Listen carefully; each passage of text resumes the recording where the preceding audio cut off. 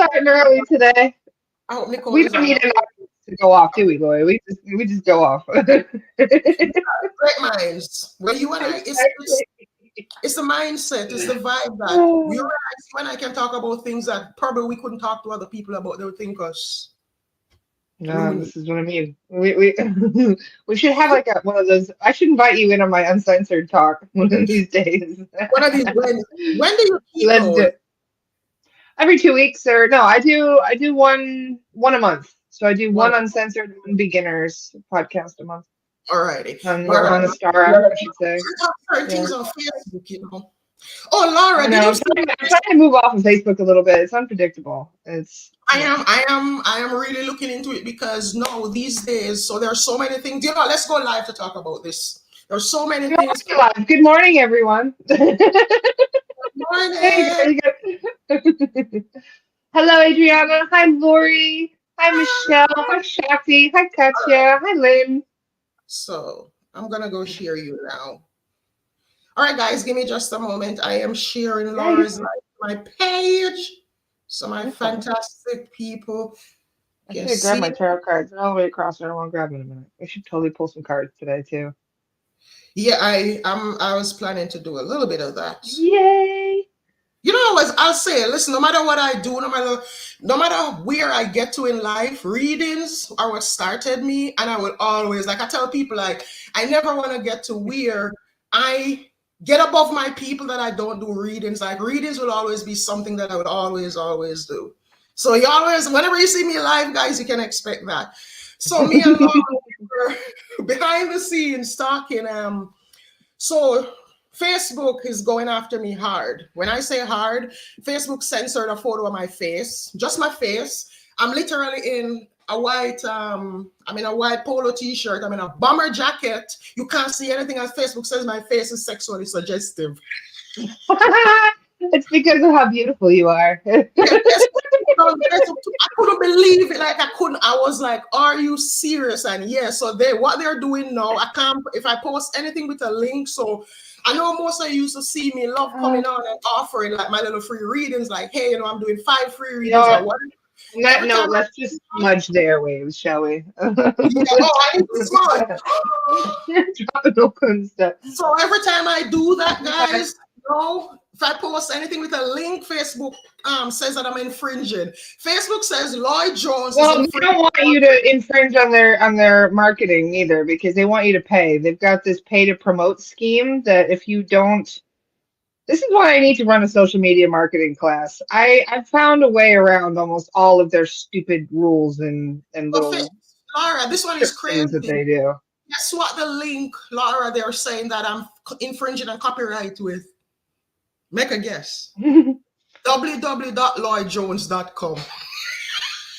Your own website? Yes, I can't post any links. If I post, even listen, I post my website. All right, so when I will do my little free readings, I'll post like sometimes a link to like how I gave you that free book where I did the free. Like I always post a little link to something on my website, either the book or reading or something. Yeah, anything with a link. Facebook says that I can show you. There are so many violations in my my profile, and it's all with every one of them. My link. My www.loyjones.com. Facebook says I'm Well, infringing they on want Facebook to be used for arguing and talking about celebrities, etc., yeah. that kind of thing. They don't want us to be using it as an actual tool to awaken people. So they have, in many periods throughout the 14 years I've been running pages, they've taken down pages for no reason. They will ban you for silly stuff. I got banned for calling somebody an unseasoned potato once. Like they, they, they they will act look any reason to ban you, unfortunately. And this is why it's good to start branching out. This is why we have the Astara community, and so there's places where we can, go and communicate with each other without having to worry about all of the ridiculous censorship and yeah, exactly. But what's crazy with that, Laura? So they did my face say today Thursday. The next morning as I woke up and I went on Facebook, one of my friends from Jamaica that was on my Facebook from I was living in Jamaica, she has this little online business and she's selling lingerie. And Laura, she had the person modeling and there was nothing left. Everything was out there.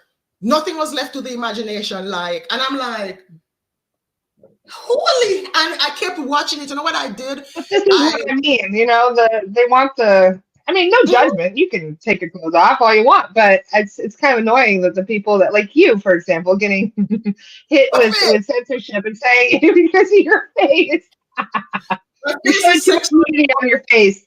You're supposed to be wearing a veil, Loy. I'll tell you this. They did it. They took down a post that I wrote. It was a post about April and understanding, and they took it down right after I put the post how the Romans change or how the Romans change the calendar. And I literally did the entire thing because I love to write. So I wrote about how first of all I showed that all the ancient civilizations used a 13-month calendar. There were lunar calendars. I showed that 28 days, 13 months. Yep. Spring equinox was the first of the year. April is literally Abib, all of that. And I showed all of that, how these civilizations. And then I showed how the Romans changed it. I showed how the emperors took months and days or whatever. After that, they started censoring me hard, like, ooh, I touched the corn. Y'all don't want people to know because guess what I put in it too. I also wrote in people understand that they have to understand the Romans, they did this for multiple reasons. For one, they want to put us on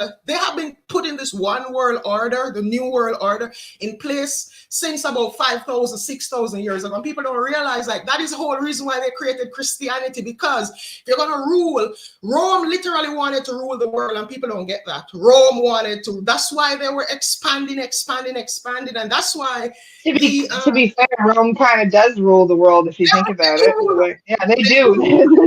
They rule the world in many ways. They wanted it though to be where it wouldn't be nations and so on. Even though it's nations, Rome would be the central power. It is still it with the Vatican in a slight roundabout way. But what they just don't want us to know who's pulling all the strings. Yes, there's a lot of people who are.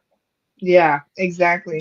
I feel that most people, they're not allowed to know who's really the puppeteer behind all this, because then we could focus on who's causing all the problems. If they're running the show, then we blame them. But now they've deflected all of that blame to so many different areas. They'll blame politicians, they'll blame billionaires, they'll blame, when really it's the whole system that's part of the problem. They blame. Hold on, this just they created the system so that way. You know what I mean? It would be this way. A lot of people think it's broken, but no, it was designed this way. No, it was designed this way. It was designed as a means of control, and the way they were going to control us is Christianity with the Bible, with religion, because they wanted everybody to want to be under that one umbrella. And so that is another reason why they changed the calendars, because they wanted to certain things. They know what they're doing. Remember, these people demonize spirituality. They demonize astrology. They demonize all of these things to us because they don't want us using it for us to see the power that's in it. They want to keep it for themselves so that they can use it to manipulate us. Like I tell people, see all this fear that was going on around. I had said it on Monday on the program over in Astara. All this fear that was going on around the eclipse. I'm like, listen, people, don't fall into that. This is the same things the Mayans did. The Mayans, they're great astronomers. They studied the sky, the high priest, whatever. But the regular people didn't know. And what these goddamn high priests would do, they would know a solar eclipse is coming. And they start telling the people from before that, listen, because you're bad, because you're this, because you're whatever, the gods are going to block out the sky. So in order for us to bring the sky back, that's why they did so many sacrifices at the end of their civilization too. Go capture the people in the other village and bring them, and you know what, when we sacrifice them, the gods will make the sun come back. And these know what's crazy is I cleared up. It's funny you're talking about this because I literally cleared a past life energetic resonance 2 weeks ago of somebody that was one of their sacrifices. No, they were a sacrifice. Oh, so they were one of the ones that put on the shade thing and tore their heart. They were one of the people that got their, Kalima. All of that was a means of control. That was a means of manipulation. So you see how long these people have been trying to manipulate us. They do all these things. Lara, the funny thing I wanted to say, did you see this news, this person, I was on some TV show where she said the eclipse was caused by climate change. I'm like, people are that. Yeah, the lady on her, the anchors had to shut her down. She was like, "Yeah, the eclipse was caused by climate change. It's always because climate That's change." that's that's got to be an NPC right there. Like,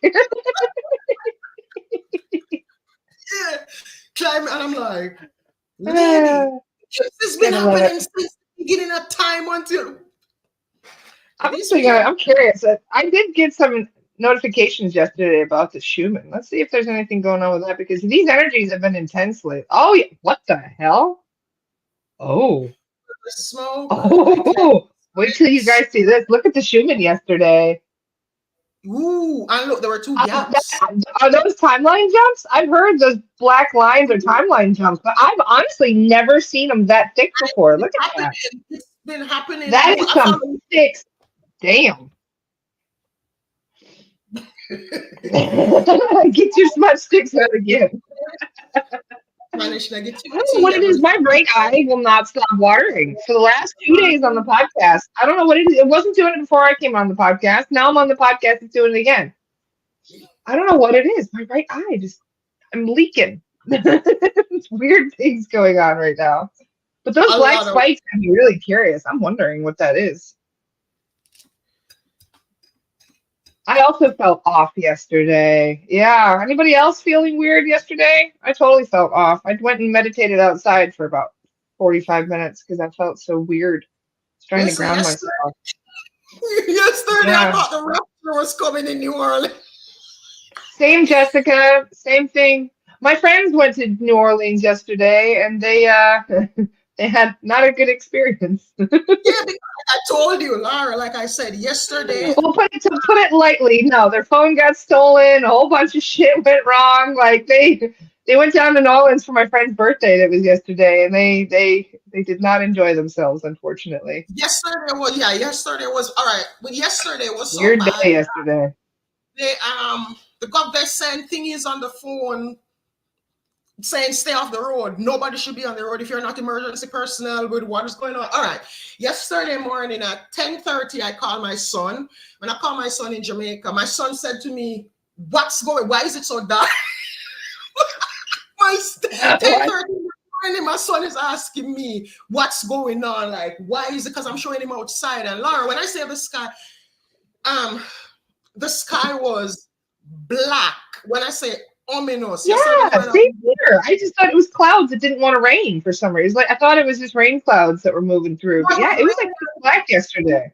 No, it was raining here too because it rained a lot. Because even my backyard got flooded, but it was like it It's was still a like that. raining. Yeah, it's kind of like that today. The tornado touched down across the lake from me, and it tore up a lot of places. Like I could when it No was way. going on, when they said whatever, and I cracked my back door on people because the lake is that direction from me. Like when I say the sky was black, the sky like there was no white. It was just. And then this. I The have friends that Tegetans, you know what? The Tegetans said that one of their fighter pilots went down over Texas. Yeah, I would imagine because remember we are close to Texas too, and the way It that went thing down, was. I believe, yesterday, and they're still looking, or maybe the day before, and they're looking for it right now. There's two of their pilots are missing. Damn.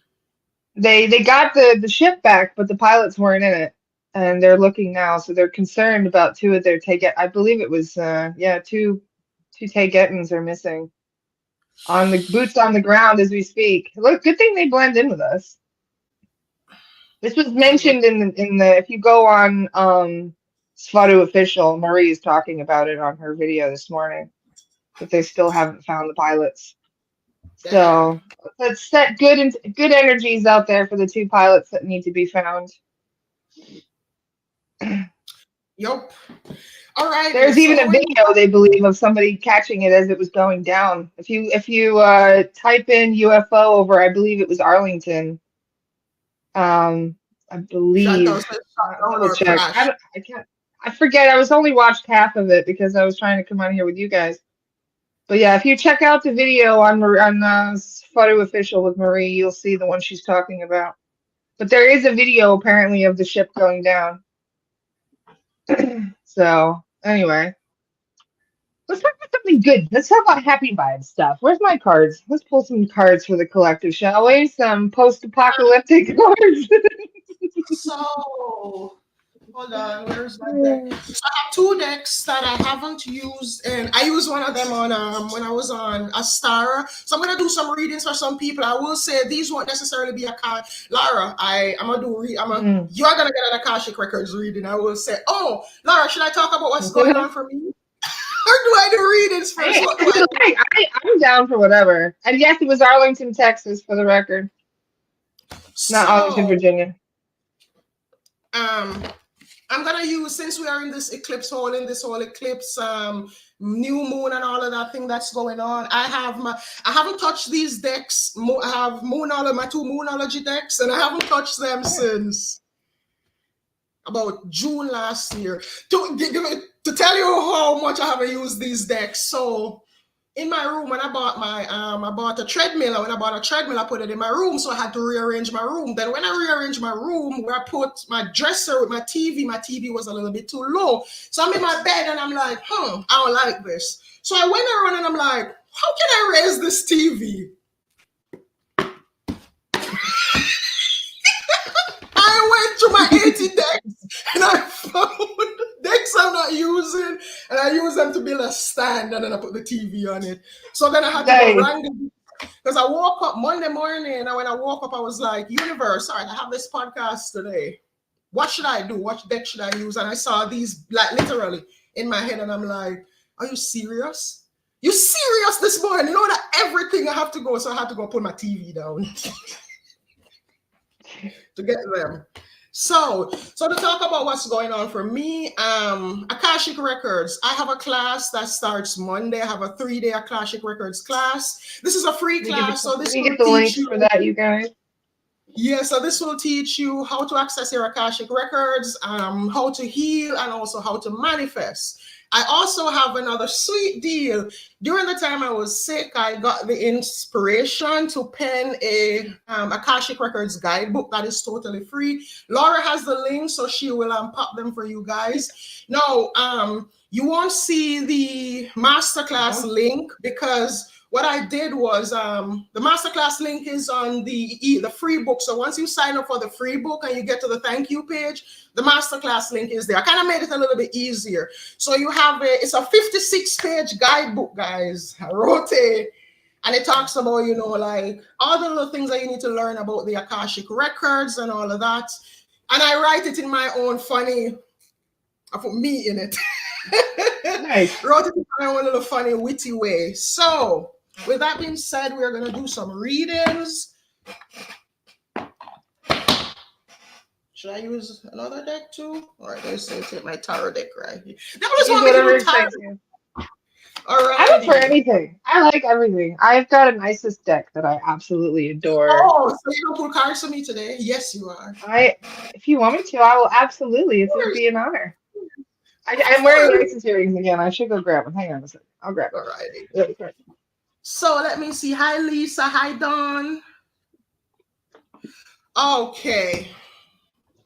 Sending you so much hug and so much condolences. You have to see my pajama pants now.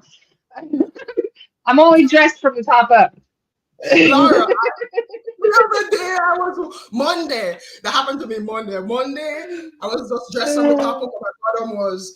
So I went outside and my neighbor was like, hold on, your top is doing something from your bottom. What's going on? Online work, baby, online work. Love it. All right. This is my favorite deck right now. I've got this deck when I was in England for the class in Glastonbury, and that was this is a phenomenal deck, you guys. It's by Alana Fairchild. Oh, I like her decks. All right, so Laura, let's see what's coming up for me. And I don't normally, I will say this is I love that I'm giving you a reading today. This is making my day, actually. And I don't normally, for me, working with me, I don't allow anybody in my energy field, because some of these people out here, like, I'll tell you what, it's like when I just started doing Akashic Records readings, and I asked my guide, I said to them, why is it that some people, when they do readings, like, why are some readings not, say, accurate or whatever? My guide literally said to me, there are two types of people, some channel below the Van Allen and some channel above. And I'm like, hey. And they were my like, eyes. yeah. So I got Talismans of Potency. See, it's a pretty card. Nicole, are you on here? You got your talisman on right there. Yes, Talisman of Potency. Thank you, Nicole. And she made this as protection as well. So this is literally, Let's see. she made this as a protection thingy for me. So this is, I'm sweating. This is crazy. Huh. My mom, it's funny that Talisman came up because my mom, it's a long story. My mom's had horses for a very long time, and she ended up giving up a lot of her horses about 20 years ago because of the big divorce between my parents. And my mom's horse, she had to give away. She had a horse named Charmed, I believe it was. She didn't have to give it away, but she ended up passing away. That's right. And then there were some babies that she ended up selling of this horse. So my mom, when she started collecting her horses again a few years ago, she went looking and found one of the grandbabies of the horse that she had sold. And so she was like, "Yay, I can start getting these horses back." So she bought the grandbaby of this horse. And it's a long story, but she ended up breeding her. And on the exact same birthday of her grandmother, she was born, Charm. And so my mom's going to name her Amulet after her grandmother, Charm, I should say. So isn't And I it just weird want that horses even to have like? I thought it was really cool that she was born on her grandmother's birthday. So my mom was like, "Yeah, you know what? We're going to name her Amulet after Charm." So I was like, "Oh, cool." And now we have one about talismans, which is kind of funny. Sacred tools and objects can become an extension of your energy field, focusing your power and intention, helping you heal the split between spirit and matter, learning to bring physical matter more deeply into light and life. You are encouraged to work with sacred materials in a conscious way to help your own healing and enjoyment of the material world as a part of your spiritual practice. Your love for the physical world of matter is a gift to the earth, too. You are guided to cleanse and charge sacred objects in order to empower your energy field and accomplish your spiritual mission now. These objects might be a wand, a chalice, a sword, a bowl, or even a special tile with an image that you love. A statue, a cloth with beautiful design, a natural crystal, a black mirror, a rock, shell, a feather you found that was waiting for you out in nature one day. Any of these things. If Laura, finding a gift, yes, my love. all of these things. If finding a gift in nature, it is wise to ask the spirit of the earth if the item in question is intended for your healing work, and if you feel it is, then if yes, you may receive it with gratitude. If not, then bless it, leave it, and move on. This oracle is seeking to draw your awareness to your special ability to work with material objects to awaken spiritual light within them. The material world is filled with light, and our loving attention can help awaken the light within. In the same way that someone sees the best in you, knowing that you are truly capable of, can help you reach your dreams and become that self more fully. So too can holding an awareness that just like our bodies, the material world holds its own light and benefits from love, attention, and care. This is the loving art of integrating spirit into matter, and it is a part of your spiritual potency and healing gifts to be able to love the physical world as an element of your spiritual journey. Objects become talismans when they are cleansed, dedicated, and charged with sacred intent. This is consecration, or the rendering of something into sacredness. Talismans are a way to enjoy a spiritual relationship with the material world.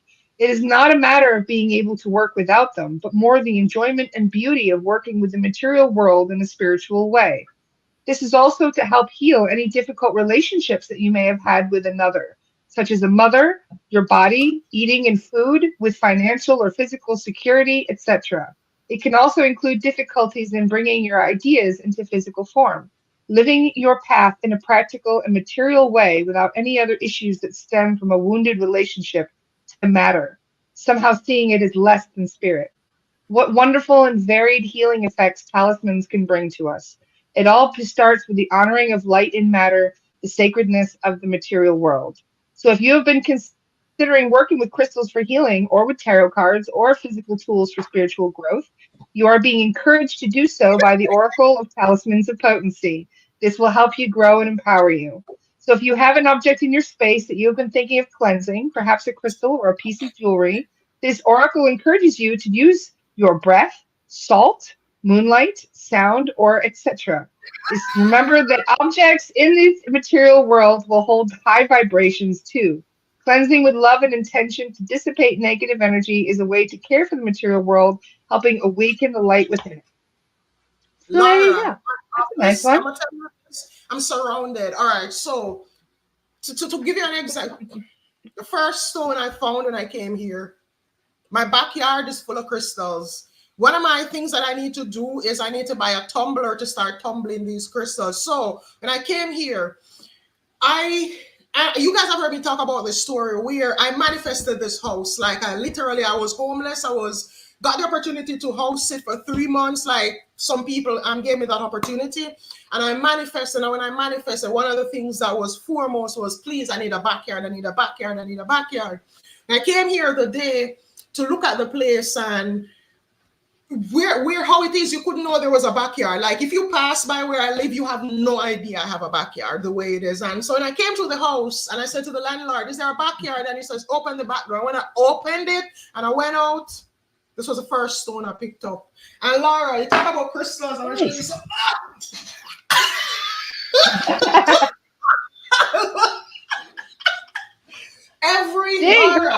You get some variety on there.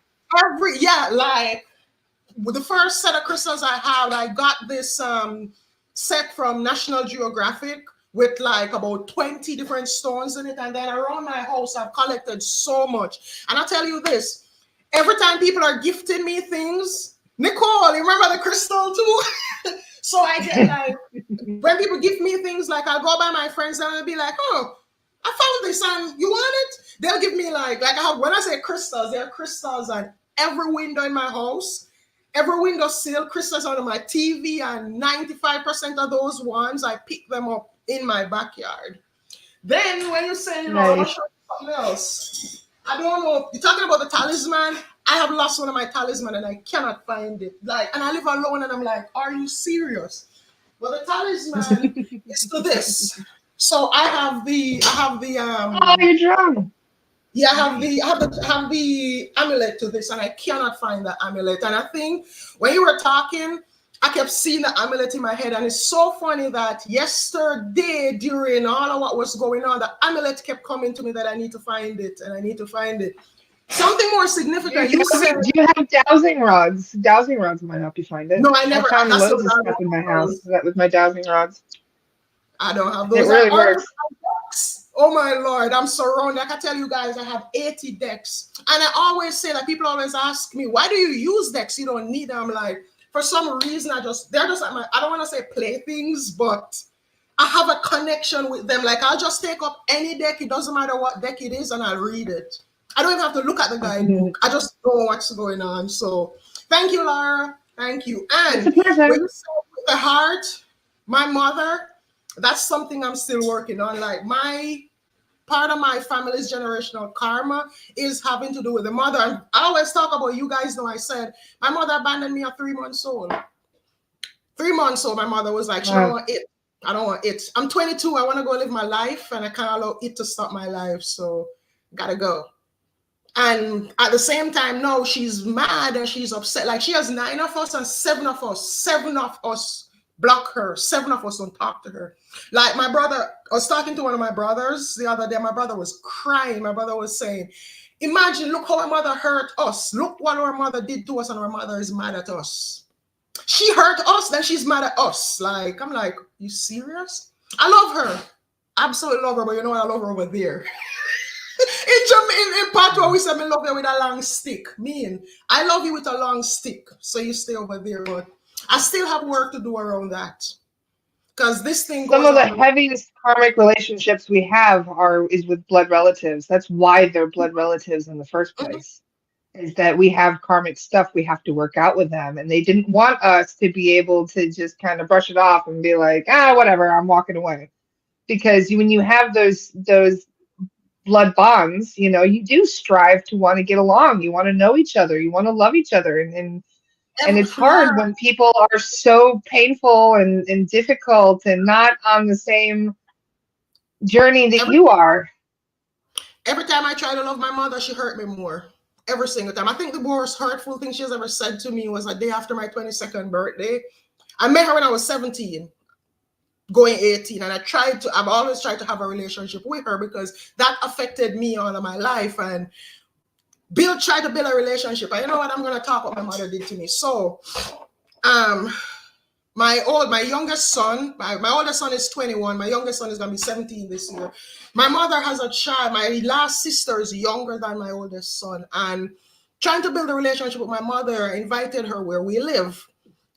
She came there because I was still living with my grandparents and everything on the family line, and she came there one weekend, and the Monday morning was outside because this is Jamaica. You wash outside, you hang outside, and all of these things. I was outside hanging out Mhm. clothes, and it's like I kept hearing in my head, "Lord, you need to go inside the house." Lord, but I didn't think. I was like, I'm not going inside because I don't hear my baby crying. My grandmother had my son, and I was like, my baby's all right. I'm not going. It's like you get insistent in my head, Lord, go inside the house. So when I went inside the house, my mother was packing up everything for my baby. My mother emptied my baby's 7 drawer, chest of drawer, taking my baby would have been left with just a suit of clothes on his back. And my mother looked at me and said, "Oh, you can buy more." And I'm like, because my son's father was in Canada at the time. My mother told me, "Oh, you can buy more." When I was 22, I called her after my birthday, called her the 21st of November, and I said, yesterday was my birthday. You didn't wish me happy birthday. She said, "Oh, I didn't remember that something like you was born." I'm like,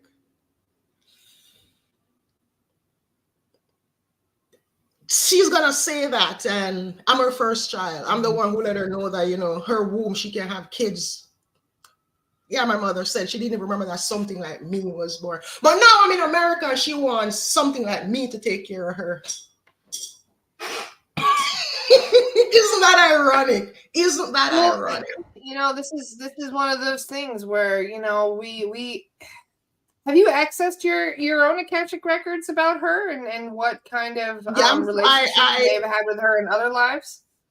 I am supposed she's based on what I've seen. She's always been a narcissist, and I came in. I understand I wasn't even supposed to be her child, but I came in to help her. I decided that I'm gonna help her. I'm gonna be the one to help, and then also not just helping her. What she's doing, when they talk about generational curses, when they talk about things, science is saying no, that they're finding that trauma travels physically in the body for 15, 16 generations.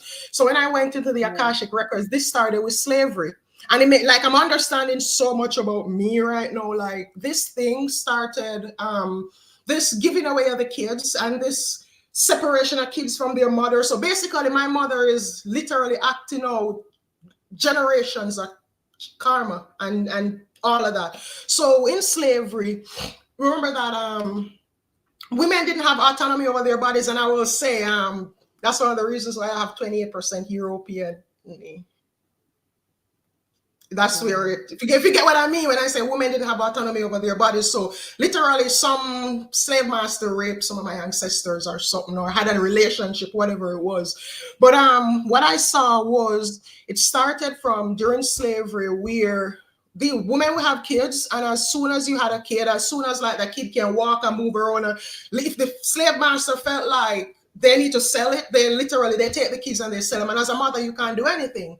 And then what was even worse was learning about what they call the breeding farms. A lot of people don't know about that, but they had breeding farms where they had, like, if you're a woman and you had good hips and you look good or whatever and strong, and they took all the big, strong, masculine men and literally forced these women to give birth. And if the slave master feel like, you know what, I want a little bit of my blood in it, he go, yeah, and then they sell the kids. So basically, slavery was going on in more than one ways. Slavery was in a way where they were taking them from Africa, but then remember, even though you're taking from Africa, the way they packed them in the middle, in the transatlantic slave trade on the ship, a lot of them would die some jump overboard, some would die. So basically, if they say they took a cargo of 10,000 slaves from Africa, maybe 5,000 would make it.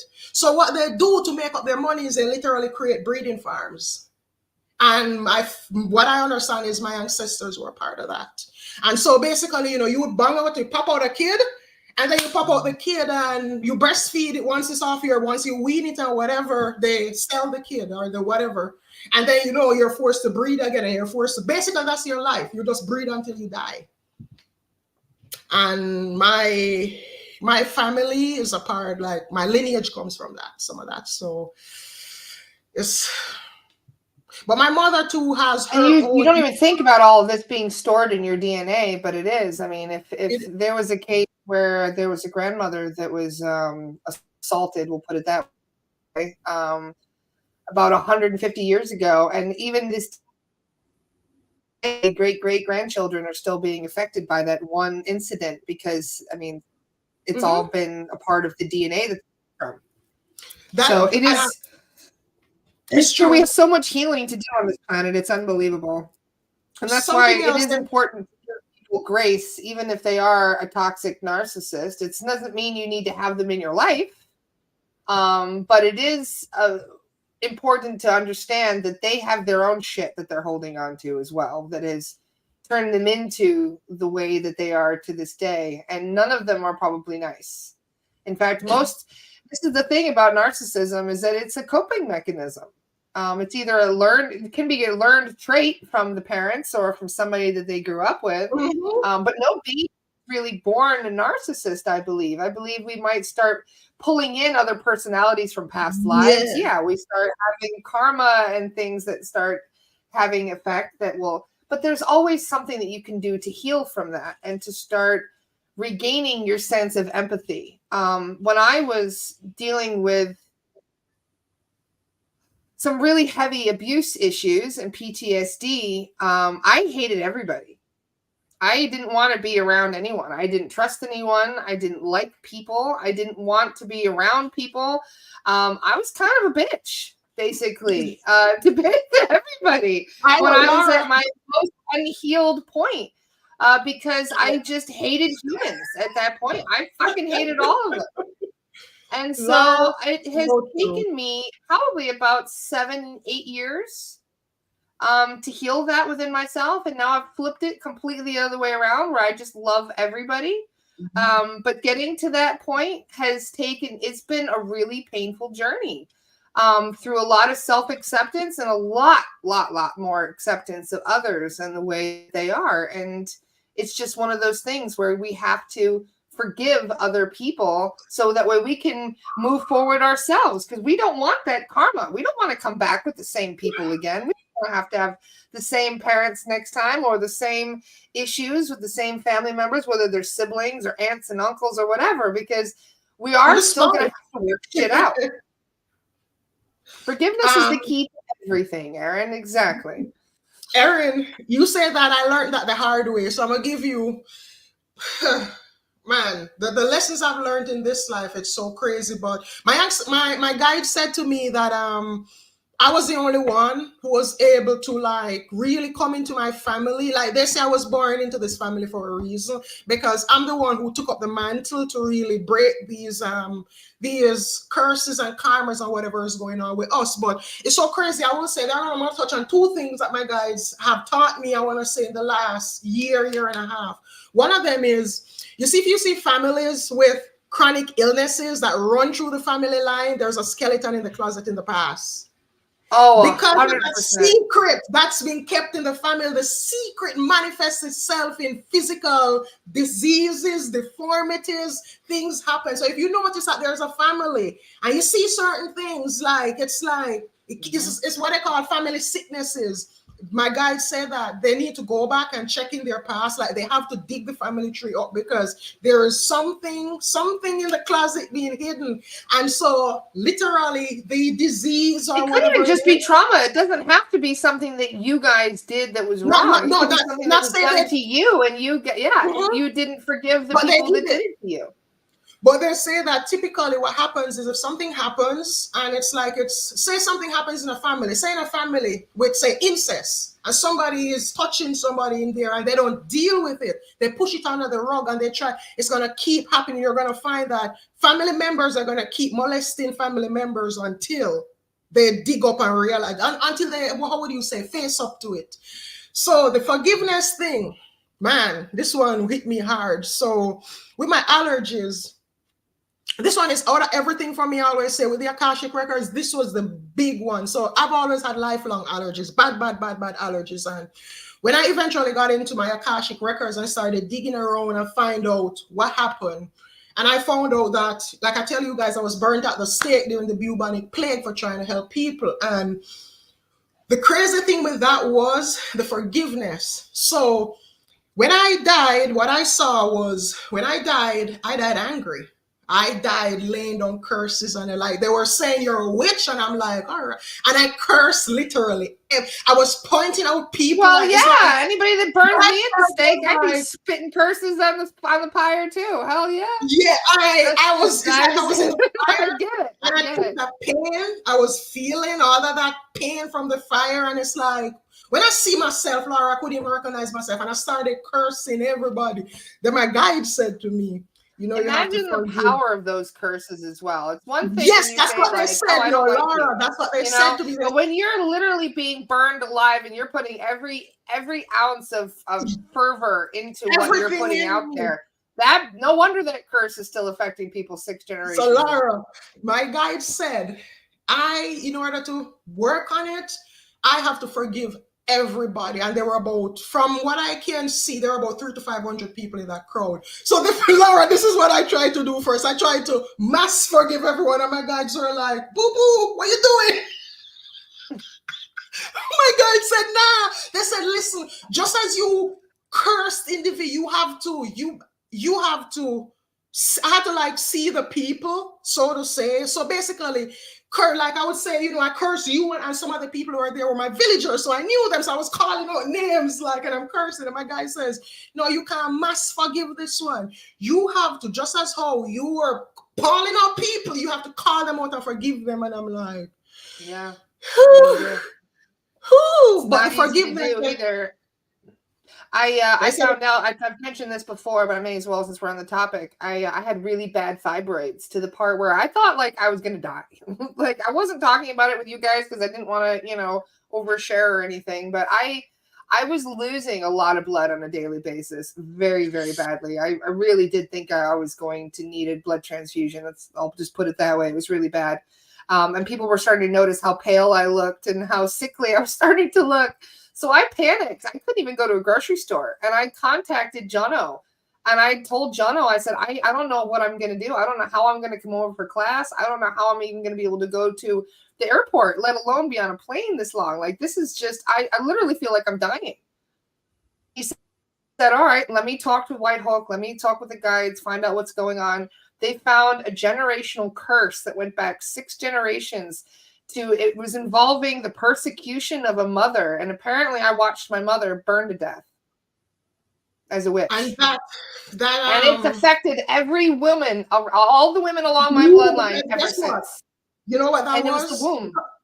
Because you saw your mother burn to death, you told yourself you will never have kids. So basically you manifested things because remember with all these type of things, it literally prevents a baby, the embryo from attaching. You decided you didn't want kids. To validate what you just said. This is crazy because I was in quite a jam when I was in my early 20s, and I went to donate eggs. I was living in San Francisco at the time. I was almost homeless. I needed to get out of the country as fast as possible, so I'm like, I'll just donate an egg or two because they're like $4,000. I went to the doctors to this clinic, and they said, you don't have it. And I was like, what do you mean? And they're like, you're born with every egg that you will ever have, and you just don't have any. So apparently you will never have children in this lifetime. So I was like, okay. So I went to another specialist, and he told me the same thing. I'm sorry, we can't find any. You don't have any eggs. And I'm like, okay, what the hell? So I guess I'll just never have children. And then Aiden appeared, and I'm like, where the hell did you come from? Yeah, he was But literally. I I'll think tell you. I broke an ancestral curse, and it's a long story. But when he was born, I was so sick. I was sick the entire 40 weeks, and I had the worst delivery and the hardest pregnancy. You And ain't it was have like different I blood was types. going through like a healing process, is what it felt like, like where I was purging Laura, things. And you and then, him have sure different blood enough, types. Which of huh? you is RH negative? Which of you has RH? One of you has I'm RH blood. RH negative. Hold on, He's O Laura. positive. You know what was happening when you were pregnant? Do you know what goes on? Your body was What? fighting to kill him I know it because your was. body I could feel sees it. anything outside. Well, it was like he was a foreign substance. You know what I mean? Like a foreign invader in the body. But this is the They, interesting thing. Is like where I've always wondered, where did he even come from? Because I he was was told I putting couldn't have you. kids. He was putting I was you. told that too. I was told that too. You Yeah. didn't have. You don't have any Yeah. eggs, Laura. Laura, I'm gonna tell you, they're showing me your ovaries and they're empty as a shell. You don't have any eggs. You will never have another child. But if Isn't he that had to weird find though? out. But then, like I said, I feel like it was involved in that karma, because when I Mhm. spoke with Jono about my fibroids, he said, this is all related to your family. We've cleared it for you, so it should go away. And sure enough, it did. I got off of the medication and everything, and my fibroid problems all went away. Yeah. So basically, Three what you healings, 3 saw. psychic surgeries is what it took, but it went away. So it just Hey, makes you wonder, Christopher. like hello, Christopher. It is Yeah, Laura. So basically, you see what happened with your mother. You basically had such a. It was like you were telling yourself, "This will never happen to me," and this will never. So guess what? You wanted to protect the future generation. So because you saw that, you told yourself, "I will never have kids." That means that nobody from me, my descendants, will never go through this because I will never put kids on this I earth did to not go expect to through have children. I actually what. came to terms with it, was okay with it. I was like, okay, whatever. I got over it. And so, but it was funny. Do you know when I found out he was coming through? On my birthday, May 13th, it was my 30th birthday, which also happened to fall on Mother's Day. And it was weird because You're I just giving looked a I looked in the mirror and I just knew that I was pregnant. And I was like, it just happened 10 minutes ago. Like, you're a crazy person. Don't talk about that. Like, you're psyching yourself out because it's Mother's Day. You just turned 30. Like, there's no way you're pregnant, bitch. Shut up. And then, sure enough, I was. I knew within 10 minutes. And then I was pregnant with a boy, too. I knew he was a boy as well within that first 10 minutes. But I didn't say anything for weeks because I'm like, it's impossible. There's no way that I am. I can't get pregnant. You know what I mean? I'm sterile. Like, but sure enough, he came out of nowhere. Something that you said earlier, I just remember, when you said that when you were unhealed and in your PTSD, like you hated the world. I went through that too. For me, it was, if I don't get attached to people. So basically, I self-sabotage every relationship. And I made sure, I used to walk around. I think I said this on here on one of my lives, that in Jamaica, I used to walk around with a resting face on. And one morning, a man stopped me and he said to me, like, "I've been seeing you since you've been going to high school. Now you're working." And I said, "I've never seen you smile. Like, you just walk around like with this scroll on your face, like the world is." And I'm like, and the man says, "Smile. You never know who may need a smile, who that smile may help." And yeah, I used to feel like I don't get close to people. I don't want any of that, because if you get close to me, you're gonna hurt me, you're gonna leave me like my mother. And I used to tell myself, if my mother can't leave me, who won't leave me? So guess what? I don't want no friends. So don't be. I don't want. You want to be my friend? No, I don't want no friends. It used to be me, like, and I used to walk around with this. I never used to like seeing people with, their kids or whatever. Like, I had this inside of me, and eventually, that's why I tell people, I say, I laugh so much now. Like, whew, I try to make up for all those years where You I just was just gotta walking laugh around. at all the fuckery that happens on this planet. Mm-hmm. It's basically what it is. It just ends up being a very painful lesson, yeah. But this is why this planet is where people go for intense learning. This is like, triple college major stuff. Yup. All right, so Lara, thank you. Now I'm gonna pull you some cards. See what you have I'm for supposed to Lara be collected too. Some messages for Lara. Cards away. You guys should really get this deck. I'm telling you, it's amazing. I love this deck. The reading, the insight you get from it is just exceptional. I've got my tarot deck here too, actually. So Laura, tell me what's going on. What does Laura need to know today? This is my favorite deck. This is my golden tarot deck. Oh, I love mine. This is my tarot deck. It's gold line. See this? It's real gold on the outside there. Ooh. I have a deck like that. I don't remember which one of my decks. All right, so Laura. Okay. Laura, they give me so much cards for Laura. Like, please. Laura, they want to give you, they have so many messages for you. So Laura, they want to say to you that you're on the Atlantean timeline, if you understand what I mean. This timeline. Oh, I know. All of my shit right now is tying in with Atlantis right now. That's why I'm wearing the stone of Atlantis as we speak. I got a new layer. We're talking about talismans. I ordered a Laramar. Memories of Atlantis. So memories of Atlantis. I'm wearing the Isis earrings and the Laramar pendant. I'm repping Atlantis right now.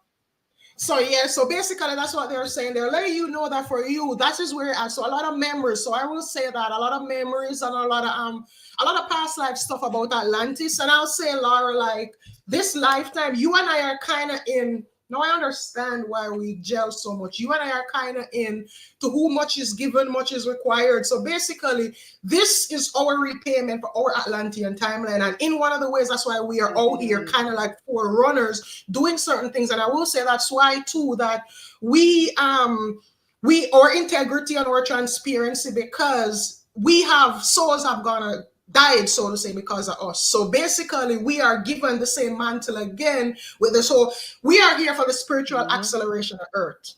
For the people here, and a lot of people that follow me and Laura, a lot of you are from our Atlantean timelines. And basically, what we are doing is we are repairing the damage that happened back then. So Laura, for you, this is all about spiritual acceleration. This is about helping people spiritually. But I love the Ankh here. The Ankh here represents you are here to bring the masculine and the feminine back. You are here to because there was a split. You know, there's a split. You know, we are in the patriarchal society. So a part of what you are here to do is you are here to anchor. See, when you look at it, remember the bottom part. I'm such a tomboy. I'm both.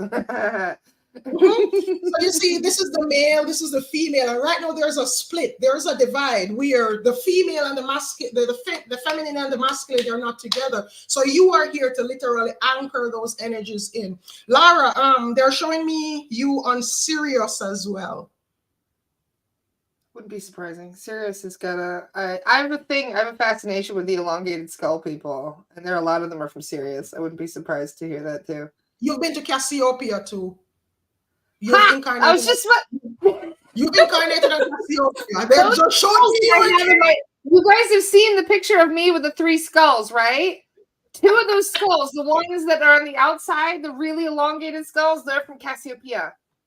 Yeah, you were there. You've been there. Where they're from. Yeah, Sirius and Cassiopeia. That's so fucking hilarious. You would say that right now. Laura, I don't know. Like I said, these things.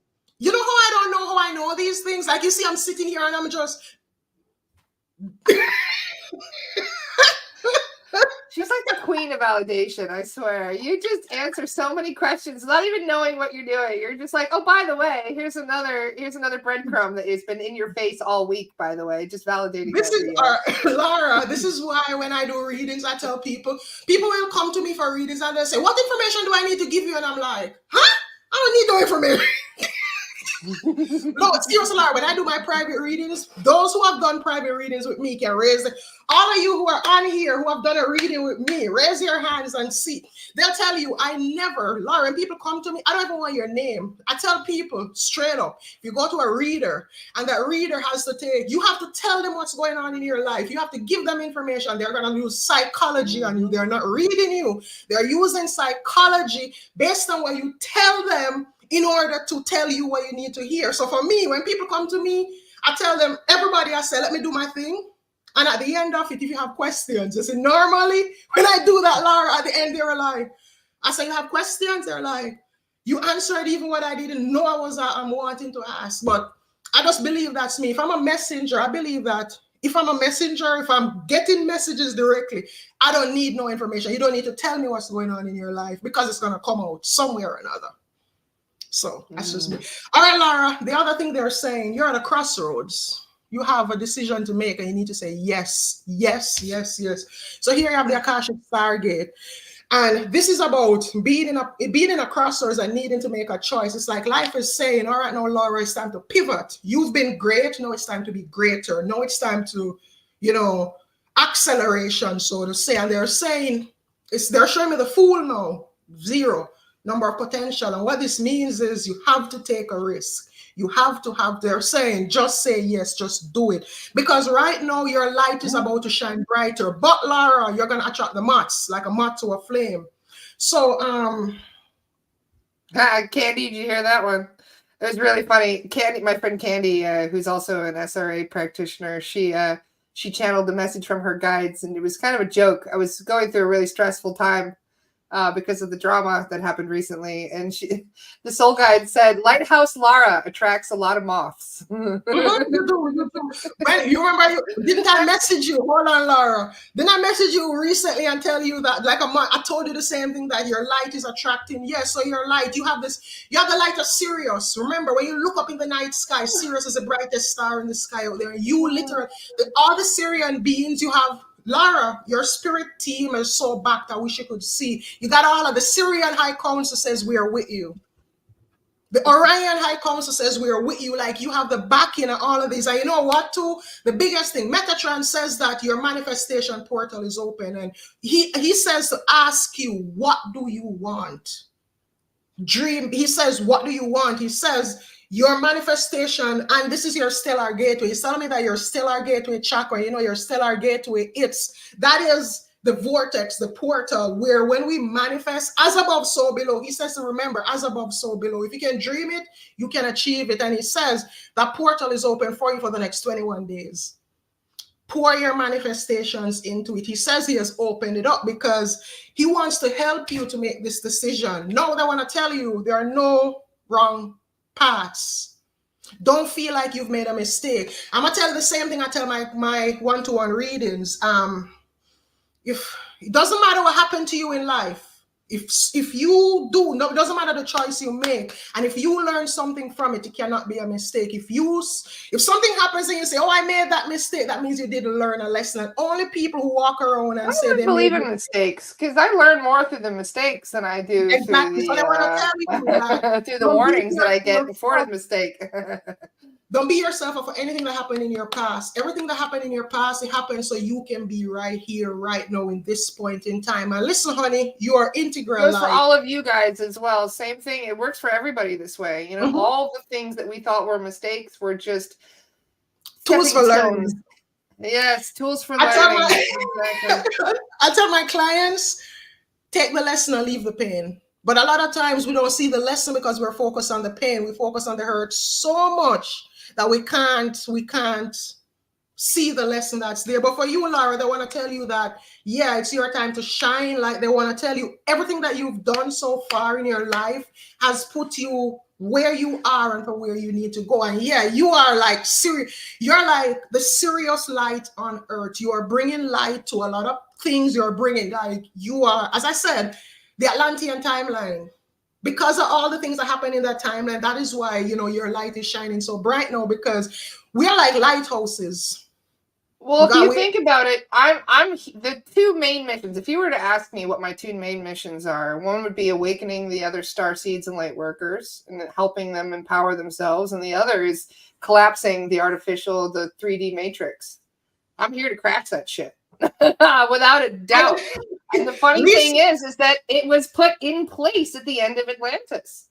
When Atlantis was destroyed, that's when they put the artificial 3D matrix up. That's when magic was outlawed. That's when, we weren't supposed to know about our ET families anymore. That's when we were basically, for lack of a better word, abandoned by our star families. Many of them left. They just went home. The Pleiadians included, they just fucked off home and went back to their homeworlds. And then it wasn't until we started nuking each other that they're like, let's go see what happens in that planet that we left 13,000 years ago, and we just kind of, disappeared. Yeah, when we nearly destroyed each other. When I listened to the stories about Atlantis that they were talking about the Adams and Eves and how they were the original genetically modified clones of ourselves, because most of us don't realize we're genetically modified clones.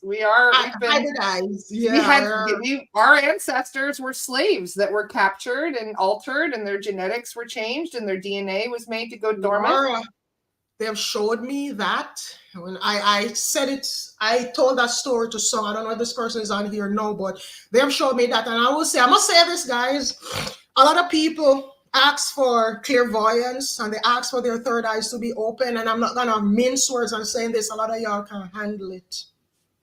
If a lot of y'all could see certain things, it's like I say, I even made a post, I think it was yesterday morning, where I said I'm gonna get rid of fear-mongering people who are fear-mongering their own technology and all of that. And people are on it like, whoa, people don't understand. I did a reading. Somebody, I'm not sure, Laura, I think that person came from you. And I did a reading for someone. You know what they showed me? This blew my mind. The first time they showed me the sentient ships, I was like, what the ship. So what I saw was, because I wanted this lady is a galactic, is a fleet commander. And I wanted her to know she is here to help. And I wanted her to remember who she is, because she kept feeling like she's nobody and all of these, the earthly feelings. And they said, we're going to show you this so you can tell her who she is. And Laura, the image I saw, man, she's in the ship. It's in space because I can see the stars, and she's standing at like this control panel, but the control panel is just a lot of lights. It's not, I don't really see any buttons or anything, but it has a place where she places her hands. And when she places her hands, she telepathically drives the ship. So when she places her hands, it's like for something, the ship gets connected to her. It's a sentient ship, they says that's the technology that's out there, and it's crazy. That's what the AI that ETs use. That's what their ships are sentient.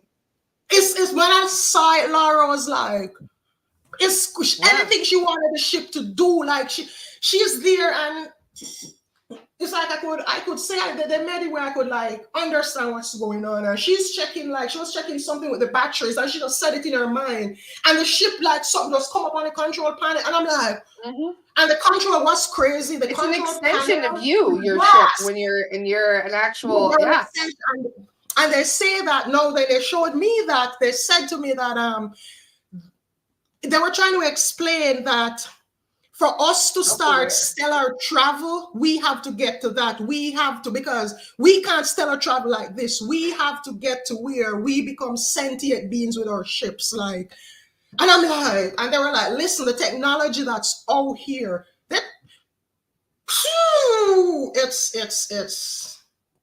But the thing is, a lot of people, they fear the technology here. And I understand why, because people have to understand the ones in control, they want you to fear the technology because they don't want you to, how would I put it? They don't want you to use it the right way. Nothing is wrong with technology. It is how technology is used. So the technology is, it's not, nothing is wrong with it. What it is, it's how you use it. The technology that's out there, they say that the technology that we see, and I'll tell you this, on Earth here, there's so much advances in technology, but it's hidden. They don't show it to us. People don't understand. You see, AI that they're showing to us now, like something new, they have had AI since the 50s. They're reverse engineered. This is the thing. They just reverse engineer what they take from down ships. And then they wait years before this. Like I'm saying, things they're showing us now have been around since 50s, 60s. There is this thing I watch. I can't remember the name of the person, but he was talking about something with Area 51, and this was in the late 50s, 60s, and he said that they had a hand, the sensor for the hand, where they're just starting to show those things now, like it's new technology. And he says that in order to get into was it Bob Lazar? I don't think, is it him? I don't remember what his word. And he talked about, he said, listen, the technology that scans the eye and the hand been in place because they found it on a ship they reversed from and they're just coming up. So listen, what these people do, like I said before too, that things like astrology, People, the church demonizes astrology, and you want to see the astrologers that the Catholic, the Vatican people go to. These people pay, they have their own private astrologers and readers or whatever that they pay millions to manipulate us, to tell them what's going on. And then they pay these same people to demonize it to the general population, so the general population don't tap into it. Because guess what? If you tap into it, you're going to see the energy that we're using. You're going to see the power that we're using. And we don't want you to see that, because if you can see it, how can we manipulate you? We can't manipulate you if you can see it. It's well, this is why we've been kept in the dark. You know, they don't want you to see the man behind the curtain. No, hell no. Anyway, Laura, let me finish your reading because it wasn't finished yet. So, Laura, I told you. So here you have the Empress. I didn't give you the tarot card. So here you have the Empress. You see, she's holding her tummy. But we know you ain't getting pregnant. So you know what you're doing? You're going to be birthing. Laura, your sacral chakra needs some work. I'm going to tune it up for you before we get off of here. So your sacral chakra, because it is the one that's most out of alignment, my emotional seat. Yes. My emotions have been all over the place lately. So they're saying they want to clear it because you have things to birth. You have a lot of things to birth that's going to help to usher us into the new 5D age, into the new age that we're going into. So they're saying for you, expect a lot of ideas, expect a lot of things, and prosperity too. They want to tell you that, listen, they don't want you to feel like, you know, you're not going to be prosperous. You are going to be prosperous. You see all these apples here, all of these represent prosperity. You see how she's regally dressed? That is you. That is how they see you. No, they're saying your work, what you're doing, honey, keep doing it. Keep on doing it. This is the Eight of Pentacles. Pentacles represent money. So this is saying keep on honing what you're doing, keep on doing your work, keep on upping your standard, so to say. This represents a standard. Back then in ancient times, if you rode into a village on your horse and you wanted a blacksmith, they didn't have a yellow page where you go, ooh, blacksmith. You have to walk around and look for the standard. And when you see this, it means that this person, they are an ace in what they do. So they're telling you, you're an ace in what you do. Keep doing what you're doing. Everything that you're doing, this is going to bring the prosperity. Now, I'm going to finish you with Three of Wands. The Three of Wands is saying, focus your energy. Focus, like it's saying right now, scattered emotional energy will not help you. They're saying, it's like you have 2 or 3 things. They're showing me a stove with 3 burners going, and then they turn down 2 other burners, and then they have 1 burner only going. And it is saying for right now, tuck away 2 other things. This is just like this here, where the man, he has 1 wand and he's doing all the magic with his focus, but he also has his 2 other wands on his side. It doesn't mean that these are not gonna, you know, he's not gonna use them, but for right now, he just has them tucked away. It's like, right, like, you know, for now, I'm going to focus on A. Once I get over with A, I go to B, C. The thing is, though, these ones have the potential to also grow in your life, because if you notice, they're not dead ones. They have leaves on them. They're sprouting new leaves. But for right now, it's not time to focus on them. It's time to focus your energy on one place. That's what I have for you, honey. What a brilliant... you just summed it all up. Thank you. That's exactly what's going on. What's going on? I have so many things going on. I'm really interested in SRT. I want to get more into hypnosis again, but then I'm also trying to write a book right now. So I've been and it's funny because the guys are harassing me about this book. They are really, almost every time I do clearings, they're like, so how's that book going, Laura? The soul guides are really, one of them even told me that it was really funny. He goes, well, Laura, if you don't finish the book in this lifetime, you can always do it next time. And I just looked at him like, what? If you don't finish the book in this life, you can always do it next time. Let me tell you about the book now. I just looked at the soul guide and I was like, no. No. Thank you. I'm going to go. I'm going to let you go right now so I can go right. Thank you. Bye. I'm going to tell you. You want me to tell you why they're pushing the book? Light codes. So for us spiritual people, when we write, not only is it writing, but light codes get in the word. So when people read the books, it opens portals in their minds. Remember, not everyone is gonna come on. I'm putting the whole getting history in there. I'm putting the whole true history in these books, so people are gonna start remembering things in there that they don't realize that they already knew. Mm-hmm. And there's as much information, true magic history, true everything is in these books. I'm putting a fictional twist on it, but it's all going to be accurate information. Do it. You need to do it. You need to do it. See, Loy, you're joining me now. All guys that are harassing me now. Joins the group. Hold on. Remember the first card, the serious card I said, and they said yes, and they gave you the fool. They said you have to take a risk. So you see, they're telling you, say yes, because this, look at it though. And I told you in the beginning, say yes, because the light, you are a light. Whatever you say yes to is going to be a, do that book, Laura. Do that book. All right, so Laura, let's do a couple collective readings. If we have some time, yeah, a couple more minutes. Let's do a couple. Card pulls. All right. Well, let's do one for the collective. Let's do one to see if it will resonate with people. So I'm gonna use my Moonology, one of my Moonology decks for this. So we'll pull a couple cards and we'll see what resonates for you guys. Because if it resonates, it's meant for you. It's 11/11, by the way. Collective-wise. Thank you, no. Collective. All right. Well, to tell the collective, quite a few cards came on here. Boom! New moon eclipse. So they're saying as a collective. Fuck off, Loy. Are you serious? No, I don't do off. I do on. Not off. I do on because I want to enjoy it. Oh shit! You see what I mean? This is why we call her legit Loy. She doesn't fuck around. So she would pull the eclipse card at 11/11 2 days. And look at this. You want something more powerful? This is crazy. So we have the eclipse, and then look at this, the other card, the South Node. Don't let the past hold you back. And the eclipse is literally about leaving the past behind. The eclipse represents a door being shut and the universe opening up other things. And see, this card piggybacks on it, is saying, don't let your past hold you back. So for my collective, which is what we've been talking about almost this entire podcast. It's pretty much been the message of this podcast, is not letting the past hold us back.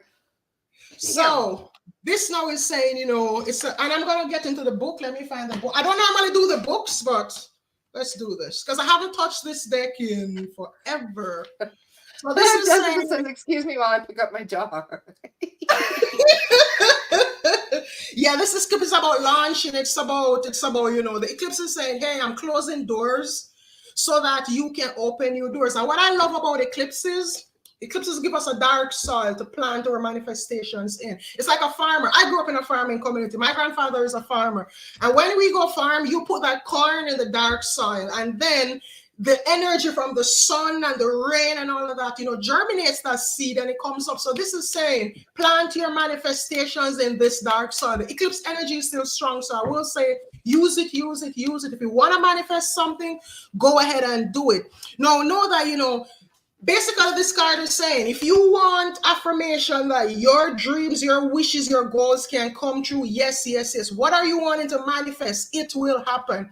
The eclipse is like, it opened a portal and it's just saying, do you have what it takes to step through this portal? No, a lot of people will not be able to step through the portal because they're stuck in the past. It's like, they're like, oh my Lord, the future is scary. What do I do? Walk through that door. Step through that door. So they're saying, you see the past, look at it. This is all darkness. You don't want this. You want to come into the light. Look at the green here. You want to come heal. You want to come into the light. So this is saying that leave the past behind. You are not your past. Take the lessons, but leave the pain. Whatever happened in your past, this was just to give you wisdom. This was a soul growth for evolution. Now, the way you honor the past is by taking those lessons and creating a brilliant future. So go forward. Then the other two cards, because it was 4 cards. So the other card is we have a full moon, and full moons are about releasing. Surrender to the divine. What do you need to release? What do you need to let go? Oh, there's a guided meditation over on Astara that I did Monday, and this was a release plus manifestation, so you guys can go find that. But this is saying what you need to let go. This card is like saying, listen, the thing you're holding on to is stopping your future. The thing that you are holding on to, you better off leaving alone. And you guys know I love to use analogies, so let's get crystals. You're holding on to this tiny little thing here. Look, I can't even hold it. This is what you're holding on to. You're like, oh my Lord, this is what I know. If I let this piece of crystal go, I'll never have another crystal, and the universe want to give you this. And the universe want to give you this. And the universe want to give you this, but you stop holding on to this. And I always like to say too, you can't hold opportunities if you're holding on to obstacles.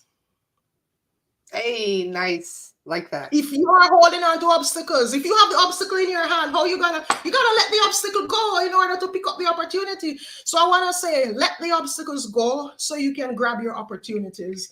Now, the other card we have here is New Moon in Leo. So new moons are about new starts. So this new moon, it says confidence is your key.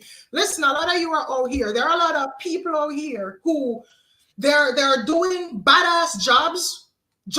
They don't have the knowledge, they don't have all of that, but they're out here, they're confident. You know, some confident, we can't say certain words on Facebook, but you know, there are a lot of confident out here. And it's like they're so confident, and if you really get down to the nitty-gritty, you realize, like, example, I even have a photo of this. This is so crazy.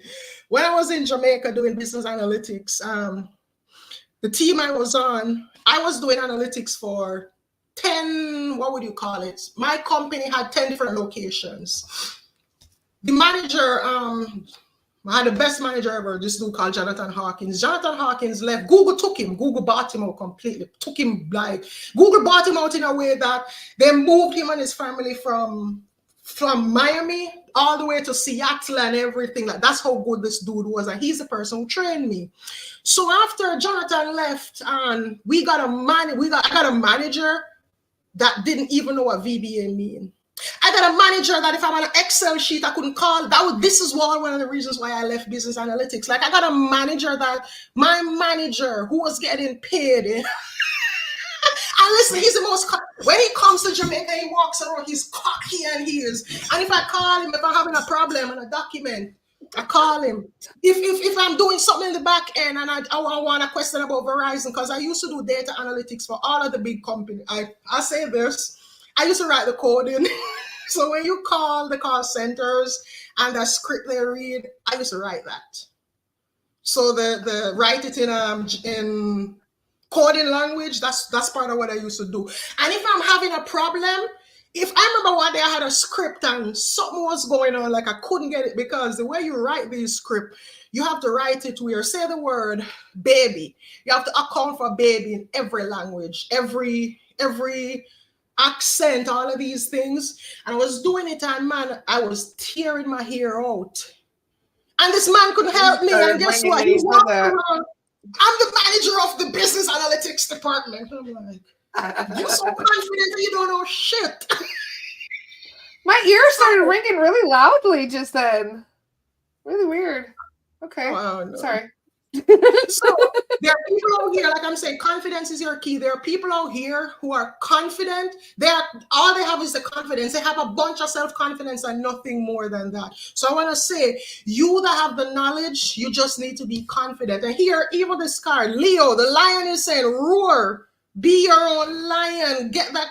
You see, when the lion walks around in the jungle, everybody knows he's the king of the jungle. So they're saying, step up. You are the king or the queen of your territory. Don't let... You let everybody step up. Make sure you're claiming your territory.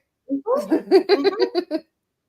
Wonderful. All right. So Lisa has been asking for a card, but Lisa, I already pulled a card for you. And it's funny because I pulled this card for you before you even said you were moving. And the card I pulled for you was the Chariot. Lisa's been asking very nicely for a card to be pulled. So isn't that interesting that you're moving, Lisa? And I pulled the Chariot for you. So Lisa, that's a yes. Interesting. Google it.